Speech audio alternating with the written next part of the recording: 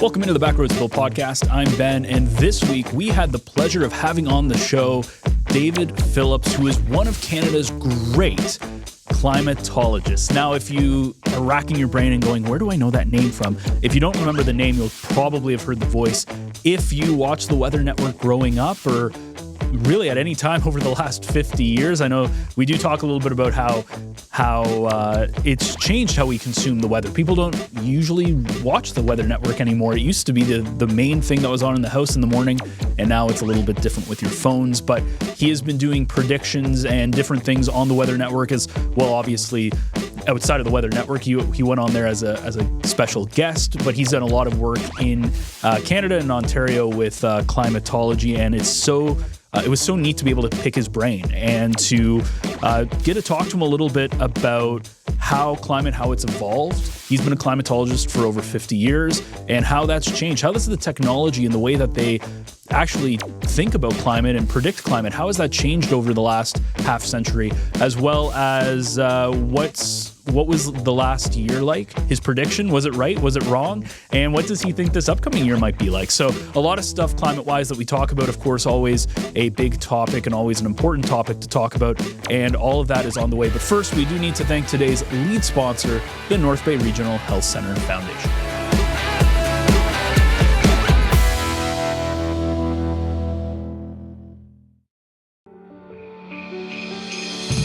We often talk about the rhythm of life in North Bay. For Amanda, that rhythm was fast. Hockey practices, baseball games, juggling a full-time career, and keeping up with two energetic boys. But life hit pause after routine surgery led to a call she never expected. Stage 2 breast cancer. No symptoms, no warning. Suddenly, Amanda was facing a double mastectomy, reconstruction, weeks of chemotherapy and radiation treatments, and several additional surgeries. The path ahead was overwhelming. Through every stage, one question stayed with her. How do I keep being mom for my boys? Amanda's care team at the North Bay Regional Health Center made all the difference. They understood how deeply she wanted to hold on to familiar routines, cheering from the stands, being there at bedtime, staying present in the moments that gave her strength. Their compassion kept her connected to the two people who kept her fighting. She stayed present. She stayed grounded. She stayed mom. This holiday season, help ensure patients have access to the exceptional care they need during life's most challenging moments. Your gift helps patients like Amanda stay connected to the people they love while strengthening healthcare for families across our region. Visit nbrhcfoundation.ca or call 705-495-8125 to give. So today on the podcast, we are pleased to be joined by David Phillips, climatologist, and has a very storied career. David, welcome into the Backroads Bill podcast. Well, Ben, thank you so much. It's a delight to speak to you and to Bill, a great Canadian and one who's like myself, probably a weather weenie. A weather weenie, I love that. And Dave, you know why do Canadians like the weather so much? I mean, we are a polite race, I suppose, but why do we like the weather? You know, it's a good question. I've spent half my career trying to figure out why Canadians are so outwardly disgusted by the weather, but secretly proud of the same weather, sometimes at the same time. It's a love-hate relationship that we have with the weather as Canadians. I think a couple things is that, first of all, it's a huge country, second largest in the world. So right away, you know you're going to have a lot of variety of weather, a diversity of weather in Canada. My gosh, we have the cold of Siberia, the moistness and of Ireland, and the fog of Great Britain, and the temperateness of the Mediterranean, and the dryness of the desert Southwest. So we have it all. I mean, this country. It doesn't surprise you. But, in a normal year, we get lots of weather. We have 80 to 100 tornadoes. We're supposedly the second most tornado-prone country in the world. We get 3 million lightning hits, temperatures that vary from plus 50 to minus 50. I mean, probably the greatest temperature range this side of Venus. I mean, it is really, it is something that we have. But guys, you know what I think is really interesting is that with all of the 8 billion, 10 billion weather records we have, we don't own a world's weather record. Somewhere else, it's warmer, it's colder, it's sunnier. Even sunnier can be injurious to your health. And I always think it's better to be in between. You don't want to be the number one of this or the bottom of that.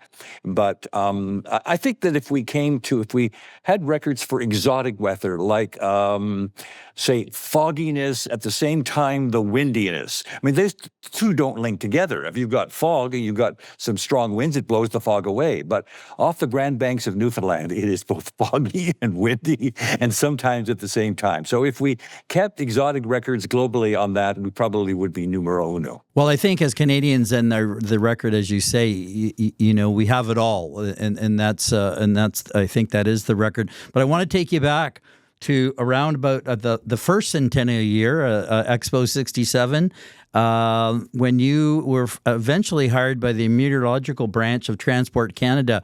I know you taught for a little bit and you have a degree in geography, et cetera, but how did you know then that as soon as you were hired, you'd have this whole passion and this whole career spanning 57 years and counting? You know, Bill, I didn't. I mean, my first job I ever had was a room service waiter. So when I became a climatologist, I always felt I had something I could fall back on, you say. But I was born in Windsor, Ontario. And it is the thunder and lightning capital of Canada. It is the beginning of the Tornado Alley. When I was a babe in arms, my mother held me up to a window to see the third worst tornado in Canadian history, go right by our home. So maybe my interest in weather came because of that. I said, why didn't we go to the basement? She said, well, we didn't have a basement. And I mean, that killed over 17 people. So, you know, and then, you know, I'd like to think some of my colleagues, you know, Bill, they have instruments in their backyard when they were kids. I didn't. They subscribed to Weatherwise magazine. I mean, they were a member of the Weather Weenies Club. I mean, all those things. And I just, I wasn't, I studied it at school and that, but I wasn't really turned on to at all until I joined the Weather Service. And I didn't really, I wanted to be a teacher. Ever since grade 4, I wanted to be a teacher.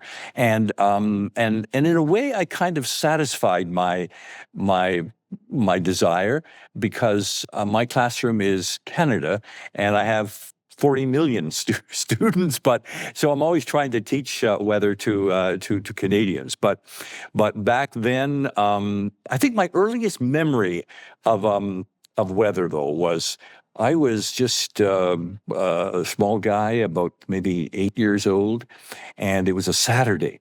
And I remember the clouds were just moving quickly through, and it was dark and this type of thing. And the winds were so strong in Windsor, and I was raking leaves. And I said to my mother, well, why is it so windy?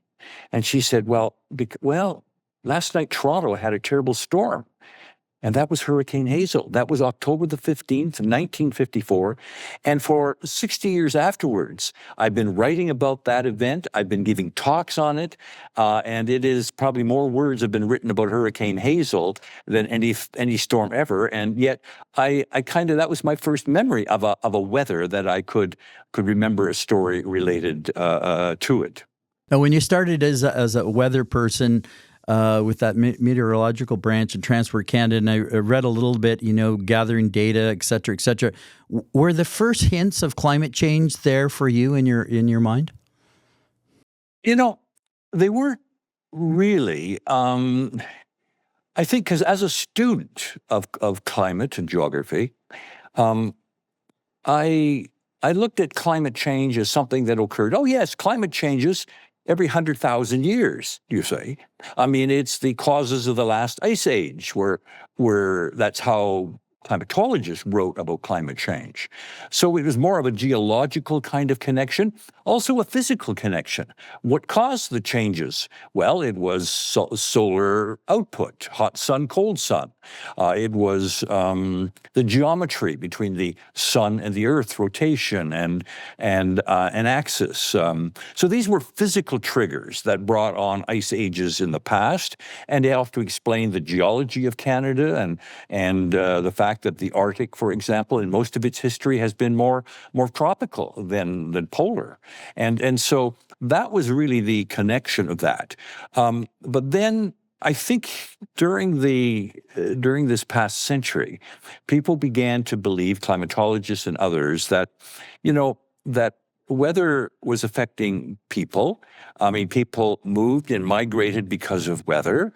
You had periods shorter than eons of time, like for drought periods, the dirty 30s, for example, and the people leaving the prairies to go to urban areas, and just the fact that there was a survivability aspect to it. Sometimes the seasons made you prosperous, sometimes it bankrupt you. So clearly, it was over a smaller time period than just eons of geological time. And we began to see things, from the Little Ice Age, for example, in the mid 1500s, went on for 100 years or so.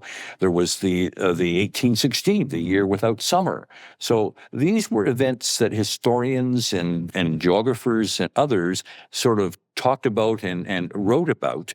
And but then I think changes began to appear for me when we saw when the weather was changing. That two things, Bill. It was the fact that it wasn't just nature changing the weather. There was a sense there in the late 1800s that, my gosh, when we burn coal and trees and we release carbon dioxide, that physically, mathematically, can be determined that it warms the atmosphere because the CO2 levels increased, you say. So there was a feeling that human beings had a part to play. And then I think for me, the real big change came because, I've been in the business a long time. I wasn't a skeptic or a denier. I just had to be convinced that our climate had changed dramatically and that people had something to do with it. But for me, Bill, what was really the change was the fact that the climate changed the weather.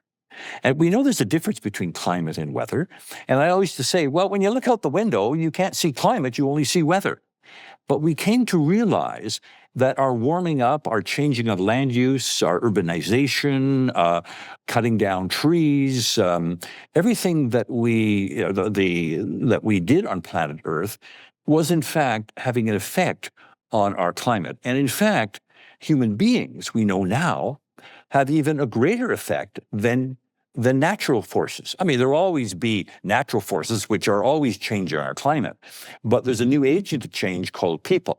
And I think where we've come to realize that, and the majority of Canadians realize that, there's still about 20% feel that, no, nature's the only thing that causes the climate to change or weather to happen.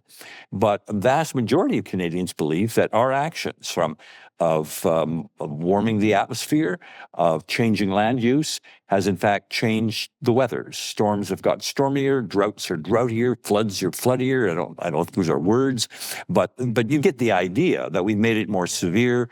Extraordinary events becoming ordinary. It's what we were gee wow whiz things are becoming just the march of the seasons. And so for me, it was really, and for Canadians too, it really hit upon this is an important issue. This is an important environmental issue that human beings are changing. You just can't blame it on the sun or volcanism. It's really our actions that are coming back to bear on us, and we're seeing a changed world because of that. Yeah, and of course, that leads me to kind of a segue to, for years and years and years, we'd be waiting for David Phillips, particularly for the winter forecast.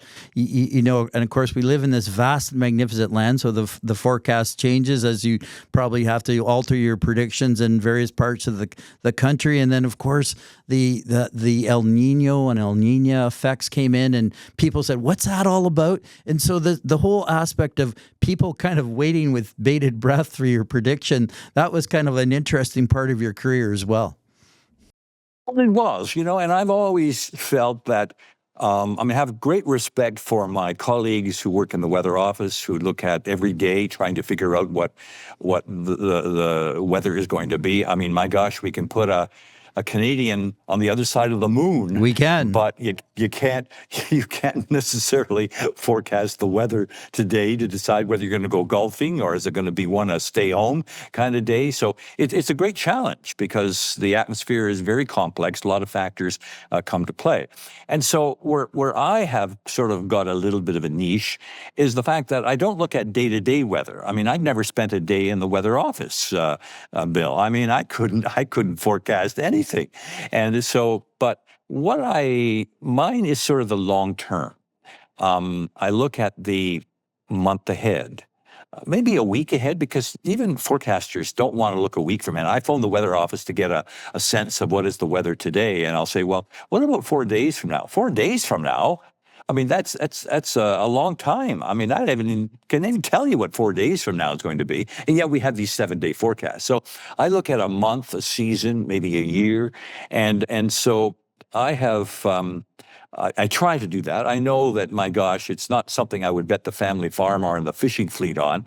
It's not a perfect kind of science. We're getting better at it, Bill. I think the reason we're getting better is that we're monitoring the world better. I mean, the oceans can't burp without us knowing about it. With satellites and supercomputers and radar and telemetering buoys, we have every square centimeter of this planet covered. As I say, you can't get a storm on planet Earth. I mean, it used to be in my lifetime too.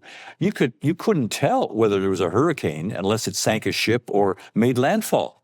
Now, my gosh, you can see them as they start bubbling up as a thunderstorm somewhere off Bermuda, and then develop into a monster kind of storm. So I think the technology of allowing us to observe the weather has improved dramatically. And then we have these things that you mentioned. These are teleconnections, the La Nina, the El Nino, and they really give us, it kind of improves our batting average when you've got an El Nino and you know that the past is a guide to the future. I mean, that is what my sort of edict has always been, is that, hey, that's why we can use climate of the past. It's not just spent weather observations. You can use that to plan people's holidays, where you can grow crops, you can build homes. Well, we don't build California-style homes in Sudbury or Timmins. I mean, we build them for the current situation. So that's why weather observations are very important.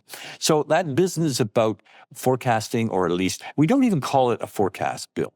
We call it an outlook. What is the outlook for this summer or for the winter ahead?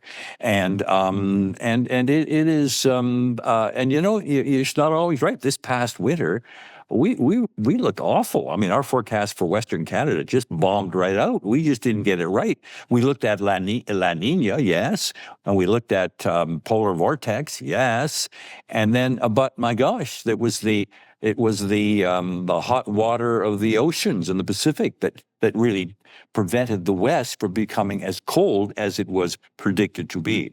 So, it's and you're only as good as your next forecast, I guess. So, I mean, it's always a learning, and you learn from it, you say. But, the good thing about it, Bill, is that Canadians are very forgiving. They know it's a challenge to get the weather right in this country. And so, I mean, they often joke that we're like, how can you have a job? There's one job you can have and you'd be wrong half the time and you can still have a job. I said, well, we were created to make economists look good. So, I mean, there are some people that are in the forecasting business, but it really is. Now, sometimes, Bill, what's interesting about El Nino and La Nina, and the El Nino is that warm pool of water in the tropical Pacific, and it usually gives us a sort of tamer and softer winters. La Nina is the colder water, and it changes the patterns to give us more Arctic air and less southerly air, so we tend to have a colder winter. We don't know what the summer connection is, but for the winter, there is really a good connection. The problem is this, Bill. We were really good at that. I'd go to the bank. If you told me there was a strong El Nino, I'd say, well, this is going to be a Vancouver Christmas or a Vancouver winter everywhere in Canada. I mean, it's going to be no winter at all. And you'd be right. But what has changed those phenomenon, they're not the only ones that helped us determine what the season's going to be. But climate change has made El Ninos and La Ninas something different now. It's almost as if it's muddied the water. And so that's why I always say, well, okay, this is what El Nino's saying, but my gosh, I wouldn't bet too much money on it, maybe a loonie or two, but that's it.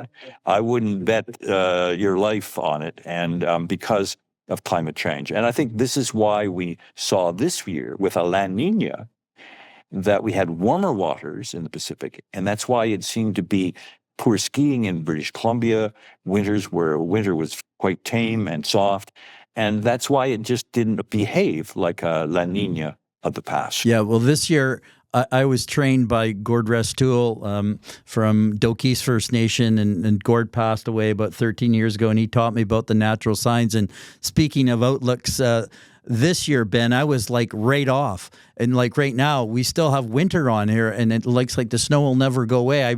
I had in my outlook, I'm going to use that term too. I'm never going to say forecast. I'm going to say outlook. That's what I've learned from Dave today, is that, we would have an early spring, but we're not having an early spring. But Ben, I know I want you to jump in here. Yeah, we're talking a lot about technology and how it's changed in how you measure the weather, and what you said, David, where we now know everything that's happening in the world, basically. You can't really, nothing gets by us anymore. And for those who grew up I grew up in the mid-90s, so mid-90s, early 2000s, there were two stations that you'd always watch were the TV Guide to know what was going on, and it was the Weather Channel. Every morning, you'd have the Weather Network on, and it would give you the weather. And now it's still around, but it almost feels like a thing of the past, because if I want to know the weather, you just look at your phone, or you look at what other, like a bajillion other devices that you have to get that information, the forecast and everything. And obviously you've been in this field for a very long time, and you've seen this increase or this slow change in how people, not just how you guys get the information, but also how people consume it. And I was curious, how has the way you presented the information to people changed now that people consume it more on the internet versus on a TV station? Well, Ben, that's a good point. And I think of the Weather Network. My gosh, they had a 5-year plan to make money. They made money right from the get-go because they had a huge audience that tuned in. People even just liked the music of that they played and have it going around as they're working in their house. But then they get the forecast. So it's almost as if we can't leave home without getting the weather forecast. And one of our greatest statistics, I've always said, is that 93% of Canadians. Well, we're not united by any means of the imagination here in Canada. We do our different things, different approaches, different interests in that.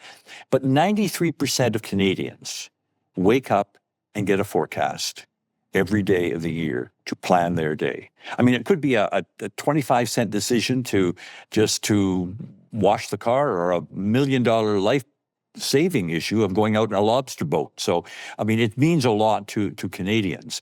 And so I think having weather around, I mean, we just spent 4 years ago, we celebrated our 150th anniversary of the Weather Service in Canada, one of the oldest scientific services in Canada. And the way we did it back then, guys, is the same way we do it now. There's 3 things you do to make a forecast. You observe the weather, you make a forecast the best way you can from that current situation to tell people what it's going to be like in the next hour or 6 hours or day or 2 days or the weekend. And then the third thing you do is you tell somebody.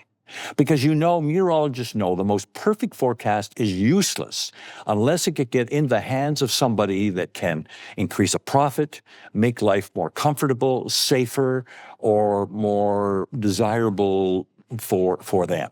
So those are the 3 things that have always been the pinnacles of making forecasts. Now, how we do it now is very different. In the past, I mean, we would just, maybe wet our finger or look at the red sky tonight, sailor's delight kind of thing. And now we could forecast, as we've done in North Bay, underground for the whole of Canada. We don't even need to look out at the weather. I mean, you've got the satellites and the radar and the supercomputers, and all that information is flowing in, and you can make a forecast without even looking out the window. Some people say, you do better if you look out the window. And I sometimes think there is some truth to that. And then, of course, there's the technology. I mean, now we have supercomputers and all kinds of equipment to help in science and math, to help to take those observations and turn it into, well, what is the atmosphere going to do? How's it going to behave? And all very rooted in mathematics and physics and models that would take, I mean, that's why we have to have the biggest supercomputers in the world are owned by the Weather Service, because you have all this information that you're trying to crunch into that. And then the final thing, guys, you have to tell people. And in the early days, it used to be so much, I love how we told people back then. You'd go down, if you were living in Sault Ste. Marie or in Thunder Bay, you'd go down to the train station and you'd read the posted sign at 10 o'clock in the morning. What is the weather going to be that day? That was only one day thing, except on Sundays. There was no weather on Sundays, but the rest of the week, there was always weather there.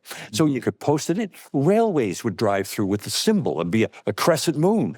And to farmers, that meant, oh my gosh, that means showers are going to be happening today. The problem was they didn't pay the railway agents any money to do this extra job, and so they didn't always remove the symbol and put a new one up. So you never knew whether that was yesterday's forecast or today. But now, as you say, Ben, you could be on a golf course, you could be up in Algonquin Park or in Champlain Park and be enjoying the situation, and you have access to weather right there. So there's no excuse for anybody. You could be on ice flow in the Beaufort Sea. You could be a hearing impaired child somewhere in Canada.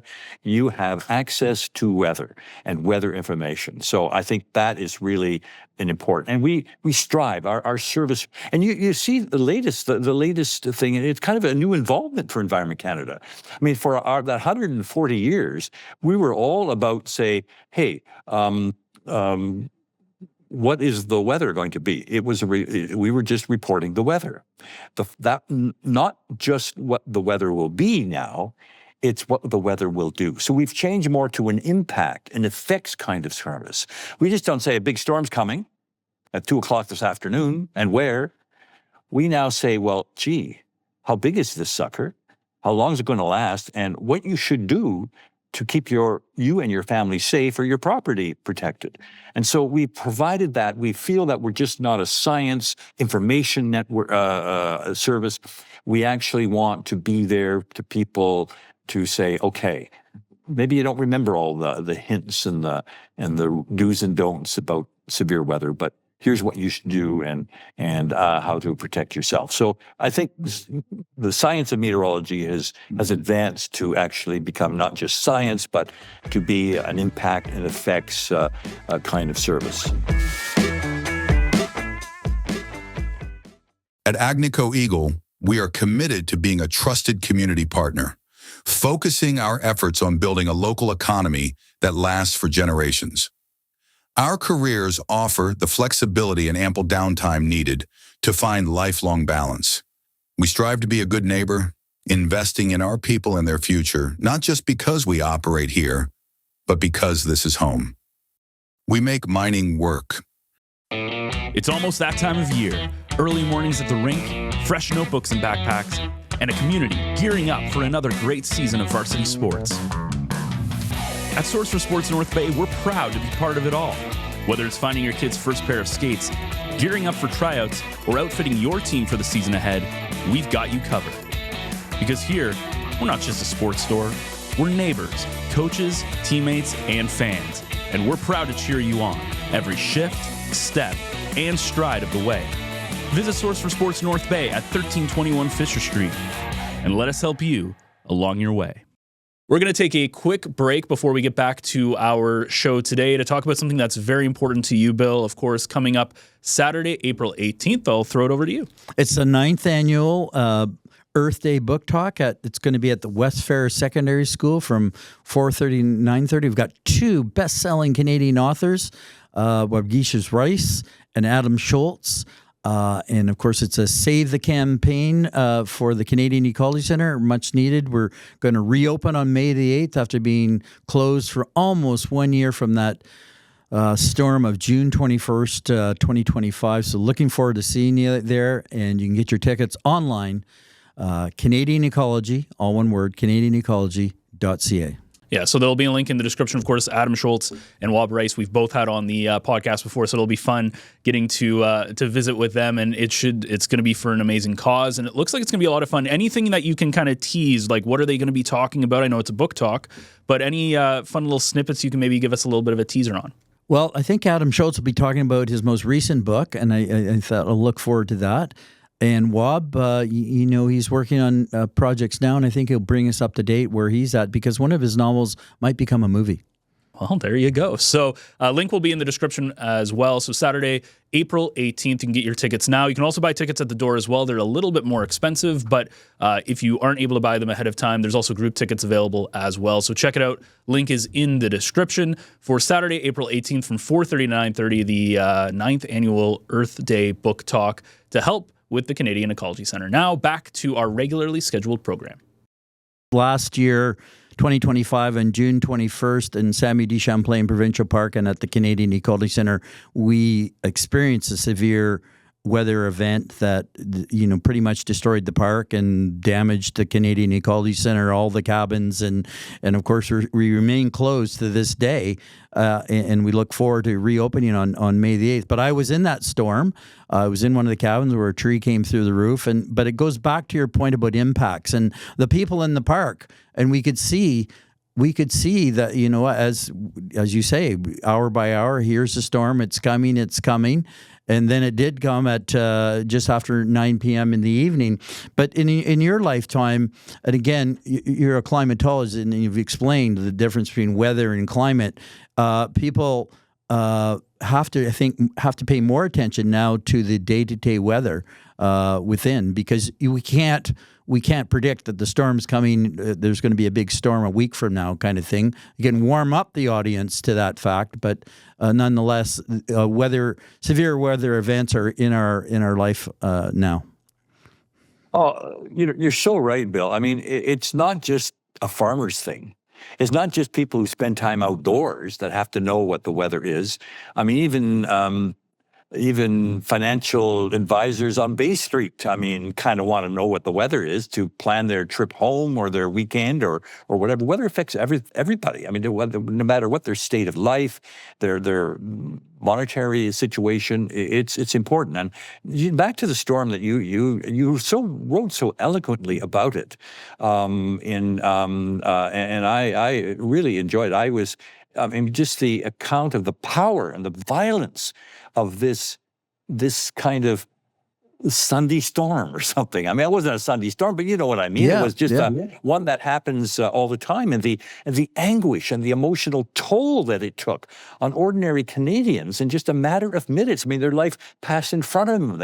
And it miraculously, nobody was killed. I think there was somebody killed in Algonquin Park. Yes, but in the Champlain Park, there wasn't. When you read your account of just the total, it was almost like a war zone. And the fact that people, and then the other thing that stood out to me was really the sound and fury of it. I mean, you could smell it, you could see it, you could hear it. All of those sort of senses were part of this incredible, violent storm. And what Mother Nature, she holds all the trump cards. I mean, come on. I mean, she has it far over people in terms of what they can do, and just the nightmarish hell that people had to go through. And some of these trees, Bill, as you know, were 200 years old. I mean, these aren't just where we plant it with a sapling and wait for to grow. I mean, it's a lot, part of loss of Canada. And then you think of, and then, the thing is that really shakes me up with the severe weather is the headline is written, the story is written, and then people move on. And yet the people, the casualties, the people who experience that, their life has changed. And sometimes they're evacuated and it's not come back for 9 months, as we see in many Aboriginal communities because of forest fires and floods in Canada. And some every year, it's almost like the rite of spring is to be flooded out in your particular community. And so my sense is that it is just, we kind of forget it. We go on. Life goes on, has to.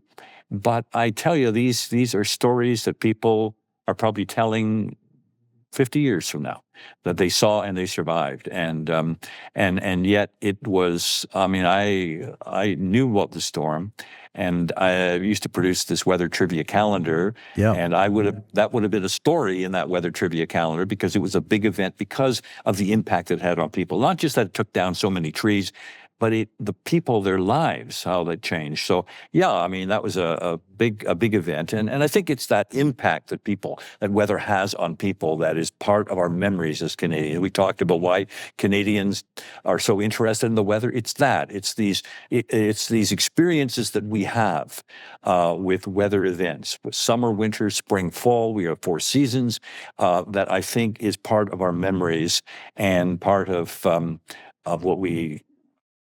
Sort of the story of Canada. It's really about its weather too. Yeah, no, that leads me to the color code system. Now, the color code system didn't exist last year at June 21st, I don't think. It was the more recently announced, and just the other day on the Easter weekend at our latitude and our location, there was the yellow and the red rainfall warnings and that kind of thing. So again, that's the evolution of that day-to-day weather prediction and Environment Canada alerting people with, of course, having the science at their disposal.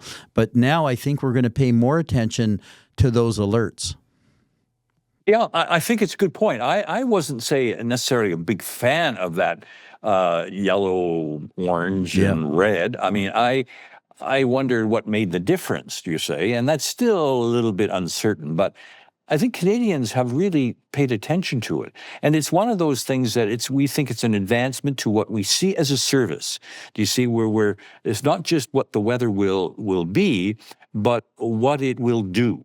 And I think the color-coded advisories or alerts become very popular. People pay attention to it. They know the kind of nuanced difference between a yellow and an orange and this kind of thing. So I think it's worked. And, we're very reluctant to use words like catastrophic, life-changing.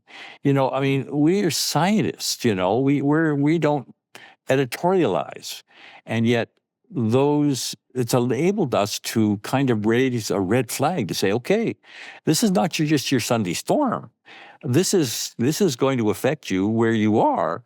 And the other thing too is we have these for so many different places. We used to have them for just maybe 7 or 8 places in the province. Now we have like 200 locations. So it allows people to go in the internet or and to then also broadcast these alerts to your cell phone will buzz or whatever it does. I don't own a cell phone, so I can't say. But anyways, it just is part of an important step forward to the service that Environment Canada continues to provide. Yeah, it's and I'm going to turn it over to Ben here for a question. Is that it took us a while to learn the difference between a warning and a watch, but again, now the codes, and I think it's a learning process. Ben. Yeah, it's one of the things I wanted to bring up really quick was we talked about weather and how much information we have. I watch a lot of F1, Formula One, and it's crazy how they will be like, rain is coming in 5 minutes and it's lasting for 10 minutes. Like the amount of information that they have is crazy. Like they're able to like in real time tell you exactly what the live forecast is. And they use that data, which is kind of interesting. It's another way of how people use weather data or climate data to absolutely, Ben. To put it. Let me just give you an example of that and go back to you. But is that farmers? It used to be in that combine. My gosh, that is so wired with communications. They know exactly when that storm is coming. And for haying, for example, you want 3 days of a pretty dry weather to allow that hay. So your decision as to whether, and over the next 3 days, you want to have that precise by almost the hour. And then you're into the stock markets to know whether you could sell futures in this high or low or whatever. So they are absolutely, I think, I always say farmers are the best amateur weather forecasters around because their life and livelihood depends on it, you say. So you're right. I mean, we can just, the radar is so and I have to say to people, I said, is it going to rain today or should we go at this golf at this time? I said, look at the radar.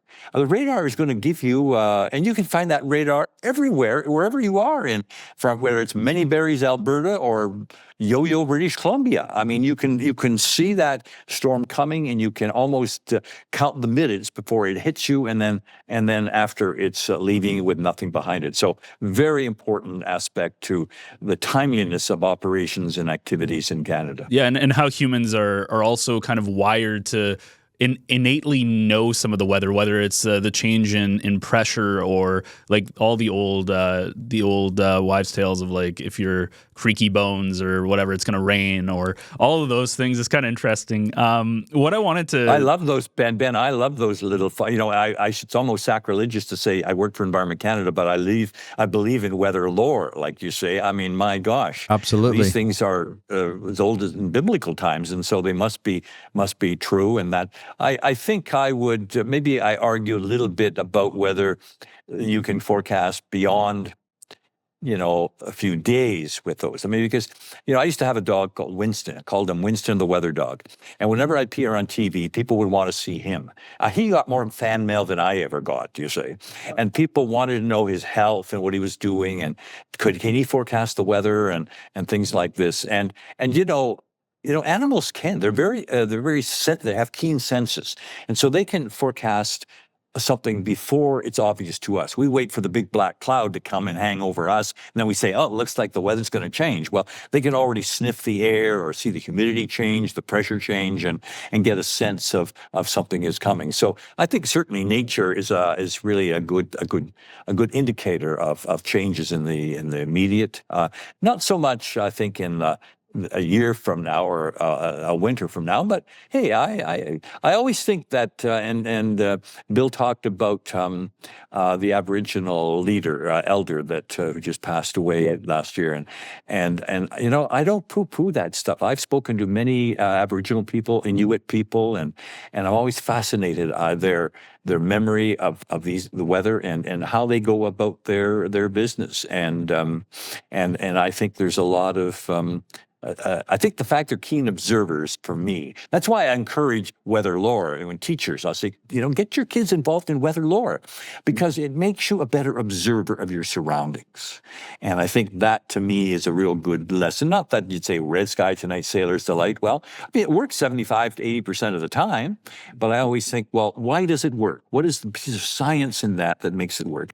And so that's what I think is the good thing for kids to learn that and observe the conditions, and that makes them just better observers of their environment and their surroundings.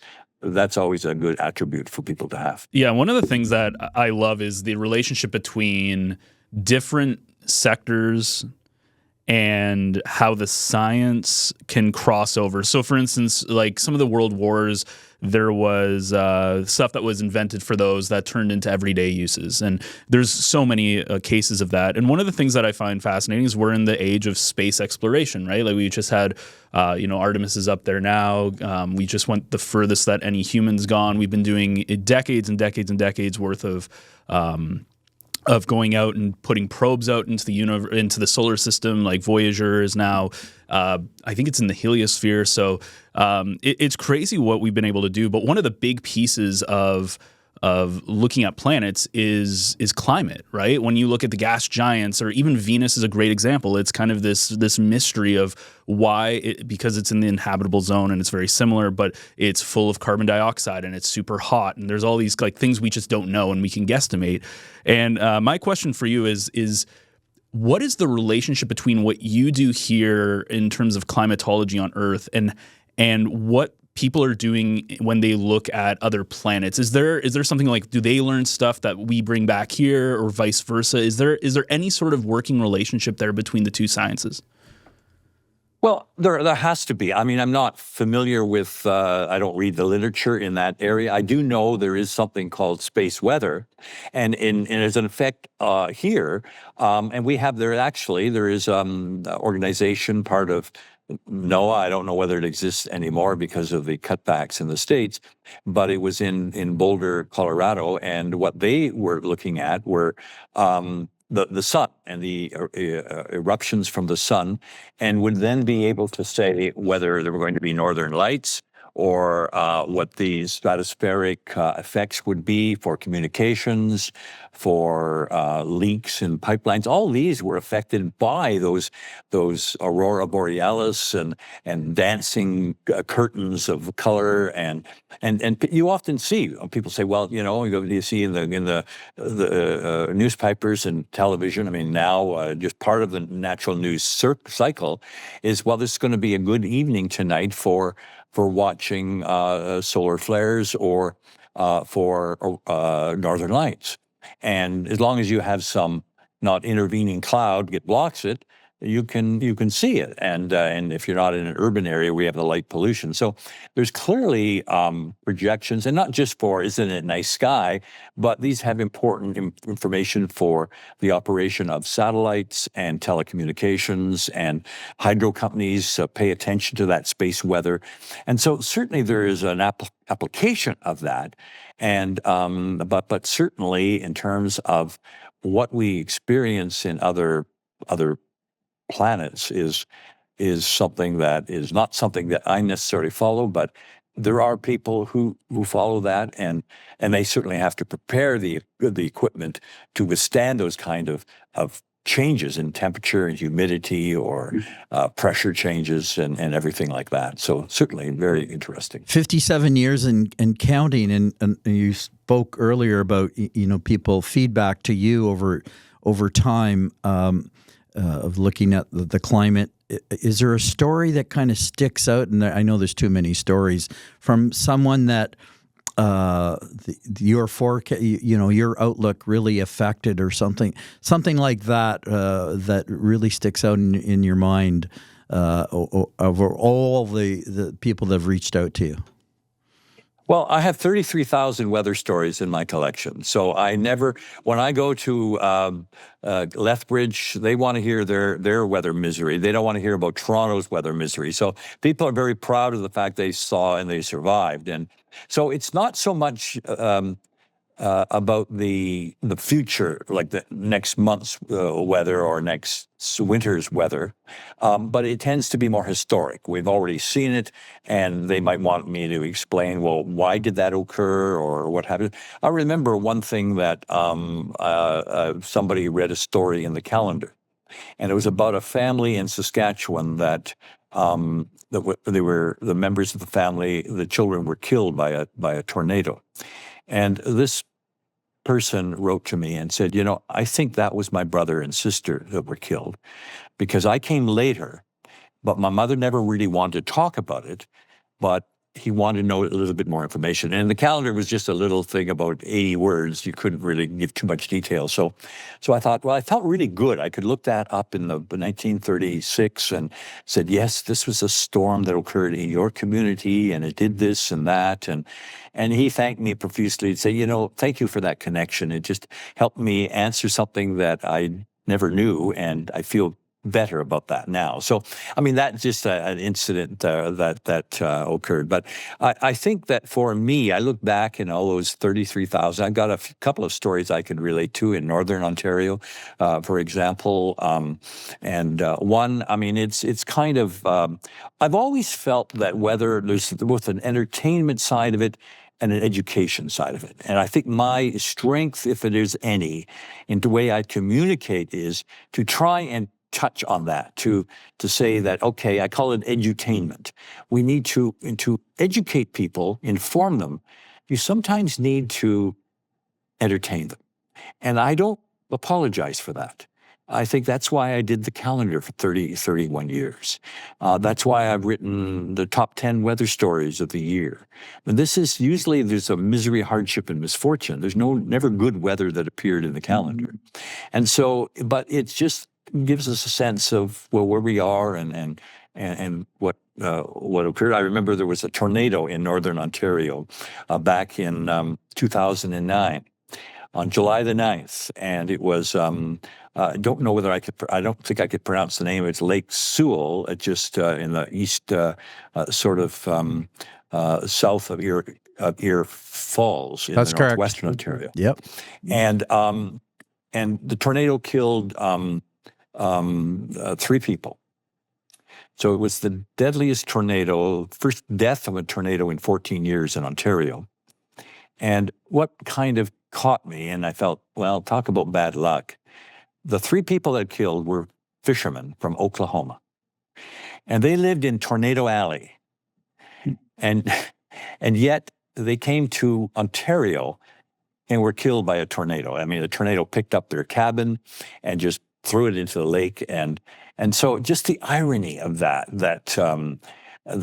sometimes weather does that, and I think of, for example, the terrible forest fire in northern Ontario back in 1911, and that actually just wiped out parts of entire towns, Cochrane and South Porcupine, and and the number of deaths. Now we get, 1 person or 2 people may die from a forest fire in Canada. And these are raging monster infernos.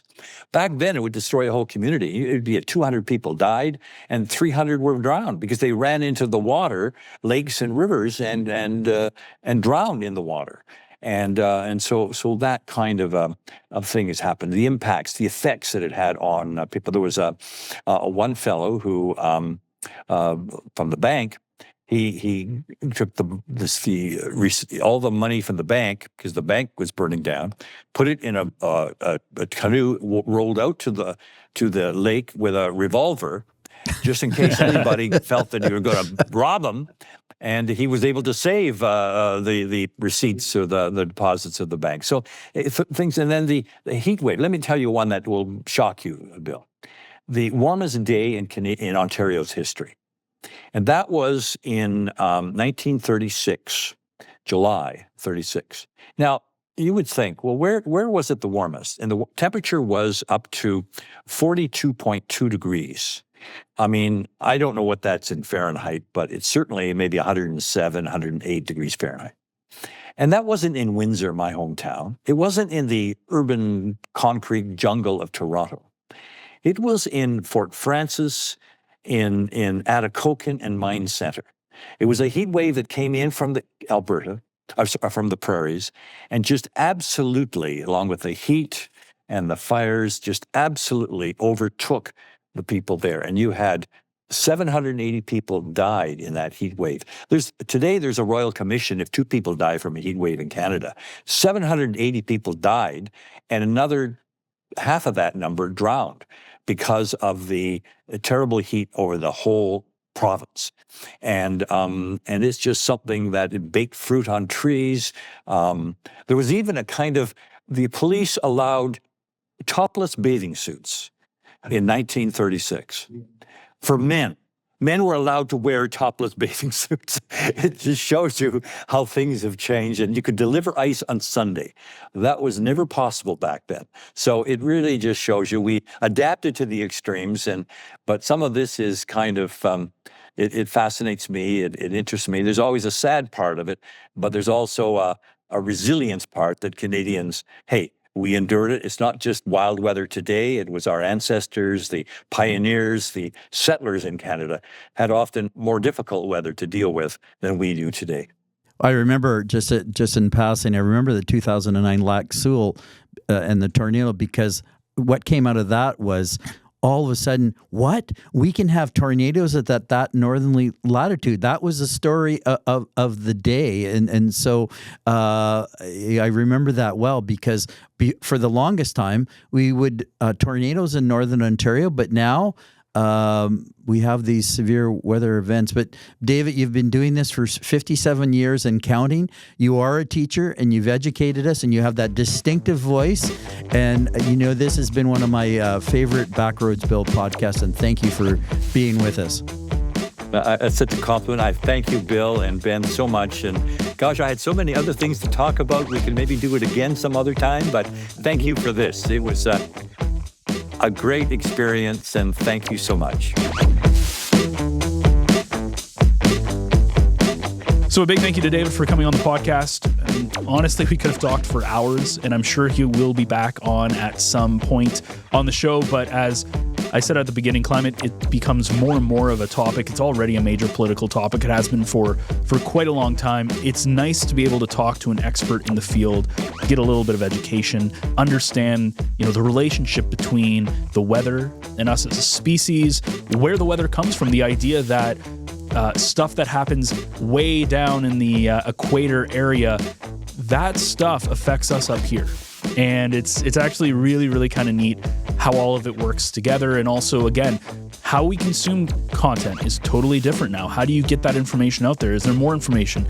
So it's an ever-evolving job, just like anything else. And it's very interesting to get the perspective of somebody who has worked there for such a long time, doing such good work. And it's a little bit of a blast of the past to be able to talk to him after, hearing him on the TV. Again, as a kid growing up, it was really neat. So thank you again for David for coming on the podcast. If you enjoyed this episode and you want to listen to more episodes of the Backroads Bill podcast, we are available on every podcast platform.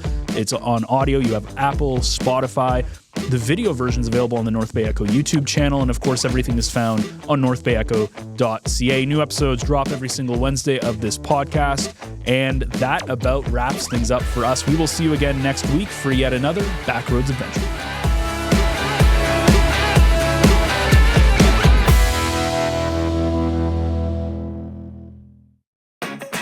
The snowmobile is parked. The ice is melted. And suddenly, all those batteries you ignored all winter are no longer working. The boat just won't start. The ATV's not cooperating. Even the golf carts decided it's taking the season off. That's where Battery North Bay comes in. Boats, ATVs, motorcycles, e-bikes, solar systems, cordless tools, even the kids' Power Wheels. If it runs on a battery, chances are we've got it in stock and ready to go. We're locally owned, proudly serving Northern Ontario, and we ship Canada-wide. Stop by 1315 Main Street West or call 705-478-5400. Battery North Bay, powered up for every season.